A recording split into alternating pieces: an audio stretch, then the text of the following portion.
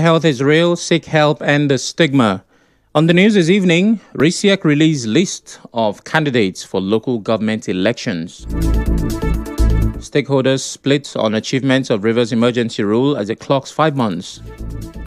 Over 20 arrested for impersonation in Rivers staff verification. RMAFC begins review of revenue sharing formula. On the foreign scene, thousands of Palestinians leave Gaza City fearing Israeli attack. I'm Sam Chinedu, and the news continues after the break.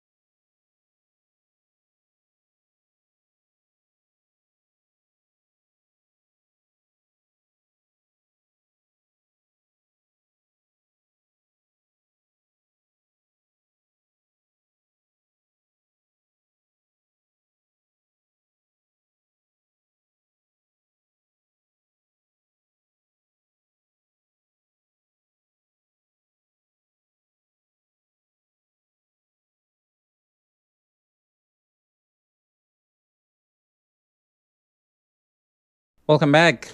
The Rivers State Independent Electoral Commission, RISIAC, has released a list of candidates and political parties cleared to contest in the upcoming local government elections.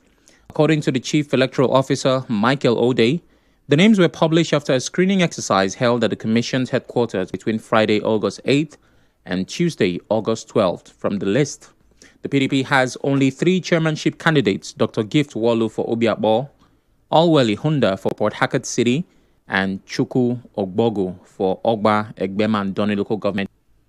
On the other hand, the APC candidates cleared across several local governments. They include Bob Fubara, Aboya for Akukutoru, Onegeye Fori George for Asaritoru, Ofori Owolobi for Abu Odwal, and Solomon Ochoma for Ahoda East. Others are Otuo Promise for Andoni, Eugene Cheetah for Ahoda West, Michael John Williams for Degema, Obari Lomate Olo for Eleme, Akoru Tobins for Krika, Obasi Uchechukwu for Omuma, and James for Opobonkoro. Okpe Mpabone is for Tai, Vincent Nemie Boka for Gubolo, Charles Wobodo for Ikwere, Abinye Pepple for Boni, Okechukwu Nwogu for Oyibo, and Thomas Barriere for Kana. There is also Chidi Lloyd for Emohua and Deco Confidence John for Gokana. Correspondent Suibi Ruwari reports that 15 other political parties, including the Labour Party, did not field complete candidates for all 23 local government chairmanship and councillorship positions. Looking at the implications, a public affairs analyst Peter Obi says the fact that PDP is presenting candidates in only 3 local government areas show that some political leaders in the state are still positioning themselves within the party ahead of the 2027 general elections. He argued that those 3 LGAs combined have a voting strength that matches the remaining 20 LGAs where APC candidates are running. The political sharing and arrangement of this local government election is very significant. This is manifested in the sharing formula that we are seeing. Obiako, Falga, Onega giving a form for PDP, while other 20 local governments are giving forms for APC. Now, what should make people to worry is that these forms coming from one political family, one political group, and so they have strategized on how to hold the both political party to hostage. Ms. Obi also told our correspondent that many of the candidates cleared under both APC and PDP are not truly loyal to their parties, but to their leader, the FCT minister. According to him, this means neither the president nor the APC national leadership should celebrate any victory that may come from the August 30 local government elections. If the president or the Senate think that the APC or the PDP is on ground by virtue of this shenanigan arrangement, they must be joking to themselves, because those who are controlling what is happening, the candidates are loyal to them. They are not loyal to PVP or APC. They are loyal to the political power broker or the power brokers that are in the states, that are managing the situation. That is the reality on ground. At a national level, political parties, stakeholder, and analysts say the just concluded by-elections held in 12 states were not much different from the 2023 general elections. The former spokesman of the Labour Party in Rivers State, Gogo Wellington, argued that the victory of APC candidates in the polls does not necessarily mean voters are satisfied with leadership of the ruling party.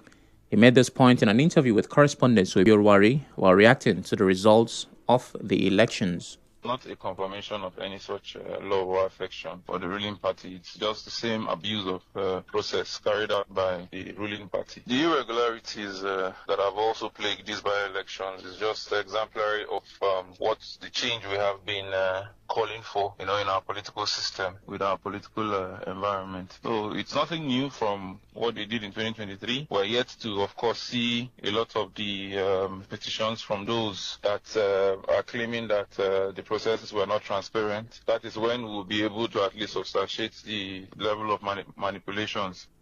Wellington also claimed that the conduct of the by-elections further shows that INEC still struggles to prove its true independence. INEC is yet to break itself from that yoke that is preventing it from being completely independent as it should be. We still have a situation where politicians will come out to start jubilating before results are announced because they know that they've been able to penetrate and manipulate the system. The INEC still has a long way to go to prove itself as truly an independent commission. And a situation where the chairman of INEC will be appointed by a politician in itself or shows that the INEC cannot be independent under these electoral guidelines that we have right now. Back home in Rivers State, as the Rivers State emergency rule clocks 5 months today, stakeholders are weighing in on its achievements and shortcomings. Recall that on March 18, President Bola Tinubu declared a state of emergency in Rivers State and suspended Governor Siminalayi Fubara, his deputy Ngozi Odu, and the State House of Assembly. President Tinubu also appointed a former chief of naval staff, retired Vice Admiral Ibokete Ibas, to oversee the state's affairs for 6 months with a mandate to restore security and rebuild democratic structures. Speaking with correspondent Yoenka Chinwosu on this, leadership expert Professor George Ahunaya says apart from paying salaries, development in other sectors have been on hold.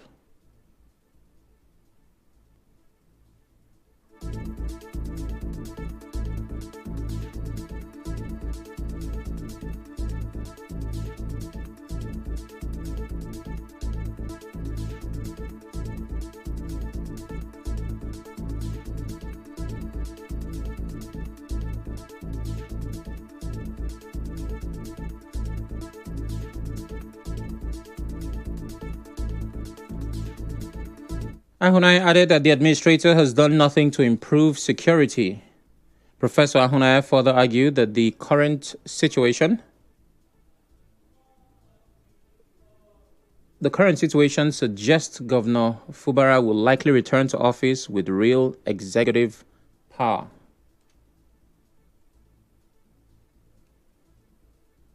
I beg your pardon, without real executive power. But not everyone agrees. A lawyer, Chinedu Wodi, pointed to the forthcoming local government elections and the ongoing verification of civil servants and pensioners as proof of the administrator's excellent performance in restructuring democratic governance. By 30th, we'll have local government election. That is restoring democratic structure. And if people will be voting, political parties are volunteering, not under a party, coming out deliberate that they will vote by 30th. Secondly, when you look at the structure of the civil service, persons have been appointed. And I think the man is democratizing. Today we have civil service structure. We have so many persons that have been appointed under a dispensation that is under Tata. You won't see such thing. So if we can have a civil service that is working, then we have local government that is about to take place. Then I think kudos should be given to the man. On security, Wadi said he now sleeps with both eyes closed since the administrator assumed office. place. And the essence of declaration of state of emergency is to ensure that nerves are calmed down, insecurity and all the rest. So for me, I think if it is to benchmark 50%, he has scored 45%. And like I said, those flashpoints, there is a total mitigation of insecurity. And courtesy of the sole administrator and those that are around him, including the local government sole administrators, they are working in synergy. So there is information going from the citizens and non-state actors. So for me, River State is not like what it used to be. And I can hit my chest to say that my two eyes are closed each time I sleep within the state. What also dismissed suggestions that Governor Fubara's executive power has been curtailed. There is a template of governance already. The structures are already on ground. These are structures that were here, and those structures have been in existence, and they've been working with him. Remember, he's not a neophyte. When it comes to political governance, Similaye Fubara has been here, and he has been part of the structure. So who are these people that have been appointed? It is just the civil service. There must not be any vacuum. These are people that have been working with him. And remember, we don't have commissioners. Of course, it is under his watch that he will appoint commissioners. So you can't take away the powers of a governor. The governor has an avalanche of power. I don't think that there will be any authority that will be above that of the governor. Governor Similaye Fubara, his deputy, and the House of Assembly are expected to be reinstated by President Chinedu on September 18, when a state of emergency ends. Still to come, over 20 arrested for impersonation in Rivers staff verification. Stay tuned.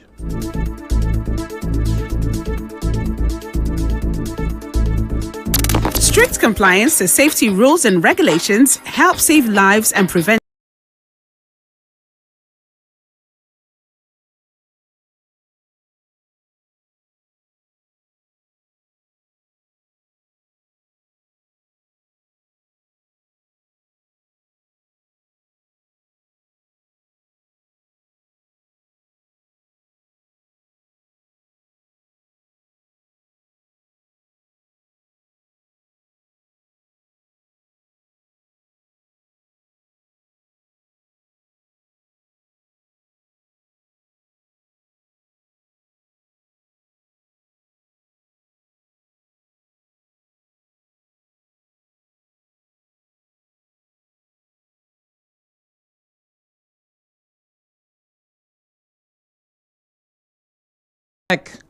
More than 20 people have been arrested in Rivers State for trying to impersonate civil servants during the recent staff re-verification exercise. The acting head of service, Dr. Iyingi Brown, who confirmed this in an interview with correspondent Emeka Otuka, warned that any worker who failed to take part in the exercise will have their salaries stopped. For the civil servants, we are going to stop their pay. Those ones that we have identified that sent people to impersonate them will stop their pay. They are still verifying other data. These are the physical ones that I got. They are still going to match the facials. Peradventure, some scale through, they're still going to match the features to see. Well, over 20 that we have. Still on verification exercises, a human rights advocate, Haya King, says he's worried that the ongoing pension verification exercise could worsen the health of some retirees. Speaking in an interview, Mr. King explained that many pensioners already have health challenges and shouldn't be made to go through long hours of stress. He was reacting to complaints from retirees who described the exercise as tough and exhausting. Subject our retirees, people that have served Nigeria for 35 years, to such inhuman treatment. What are you verifying? You can see some of them that have not been pulled out of their houses for a long time, and you pull them out, distress them, their legs, their heart, their everything, their sinews, you stress them. Going back, they just fall sick is condemnable, is unacceptable. King wants the state government to consider other ways of verifying pensioners instead of forcing them to appear physically at the state secretariat. You would have found other means of, doing this verification. Maybe at their local government level. Maybe at their local government level. Just everybody come to your local government headquarters and we verify you. Or you do this thing online. Is it not maybe to verify those that are still alive? Now, if you don't come for this exercise, they will not pay you. Some are bedridden. They can't even come for this exercise. So how do you capture those ones? Outside River State, operatives of the National Agency for the Prohibition of Trafficking in Persons, NAPTIP, have rescued 25 women suspected to be victims of labor exploitation en route. The victims were rescued when the agency started a manhunt for a popular travel agency suspected of playing a prominent role in the recruitment of the victims.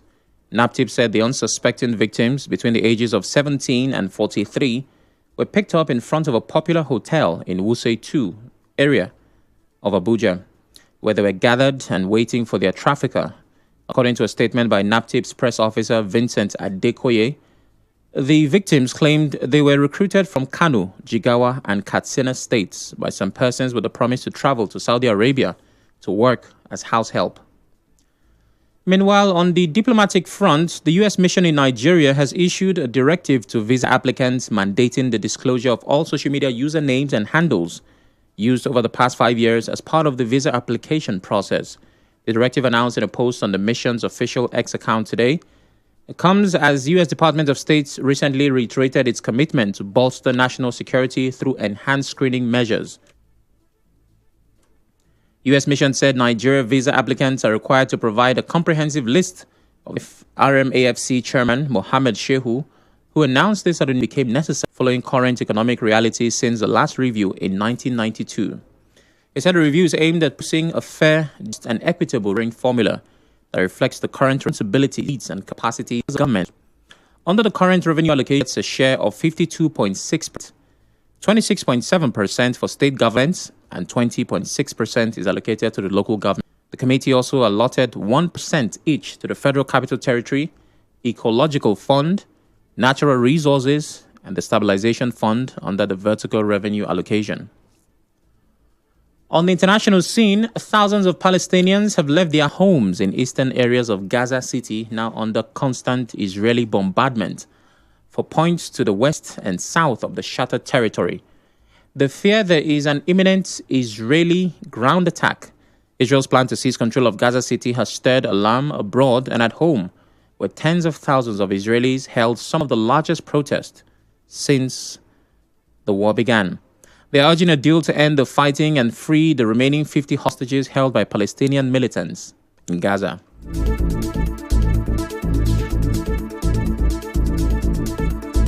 On the news this evening, you heard RISIAC has released a list of candidates for local government elections. Stakeholders are split on the achievements of Rivers emergency rule as it clocks 5 months. Over 20 people have been arrested for impersonation in Rivers staff verification. The RMAFC has begun the review of revenue sharing formula.